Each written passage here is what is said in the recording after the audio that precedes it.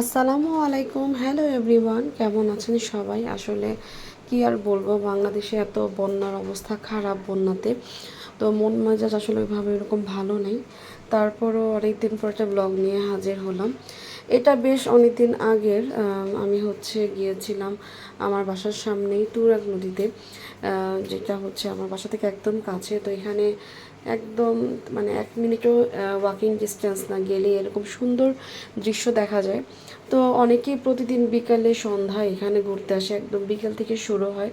খুব সুন্দর একটা রাস্তা হয়েছে এখন এই তুরাগ নদীর সাইড দিয়ে, যেখানে আপনি হেঁটে হেঁটে বহু দূর পর্যন্ত যেতে পারবেন।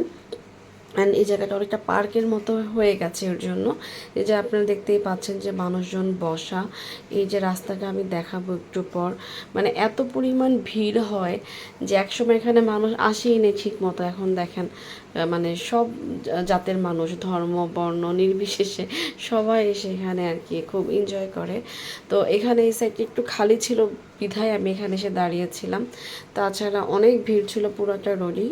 অ্যান্ড এখানে সুন্দর করে দেখলাম সাইডে কোনো এক আন্টি দেখলাম এখানে কলা গাছ, পুঁই শাক, আখ এগুলো বলেছে। তারপর আম্মুর পাঁপড় অনেক পছন্দ। হঠাৎ করে পাঁপড়ে চোখ গেল, তা আম্মুকে বললাম, আম্মু তুমি কি খাবে? তা আম্মু বললো হ্যাঁ খাওয়া যায়। তারপর আমরা কয়েকটা পাঁপড় কিনলাম। আমাদের সাথে আমার নানু, আম্মু, এই যে আমার নানু, তারপর আম্মুর ফ্রেন্ড 2জন, আমি, তারপর আরও কয়েকজন ছিলাম, হয়তো মনে নেই ঠিক। আমরা সবাই একসাথে গিয়েছি। তো নানু বুট খুব পছন্দ করে। আর এখানে একদম ফ্রেশ পুঁই শাক পাওয়া যায়, তারপর ডাঁটা শাক, আরও অনেক একদম ফ্রেশ অ্যান্ড খুবই মজা খেতে। এখানে কিন্তু চাইলে আপনি যদি চান যে ইনি মালিক, এটা ওনার, তিনি কিন্তু এখানে বিক্রি করেন একটু, মানে এরকম আছে না, অল্প না একটু বেশি নিতে হবে, বাট বিক্রি করে আর কি। তারপর আমরা এখানে বসার পর আমরা আগে অনেকটা পথ হেঁটে আসি। হেঁটে আসার পর এখানে আমরা জুস, তারপর ঝালমুড়ি, ফুচকা এগুলো খাই। অ্যান্ড এই যে বালু ভর্তি যে ট্রলার, বড় ট্রলার চলে যাচ্ছে, এখানে অনেক বালু থাকে এবং বালুতে কিন্তু এটা চেপে যায় পানিতে এরকম। এটাকে আব্বু বলতো আগে, যেটা বালির জাহাজ বা ট্রলার এরকম আর কি।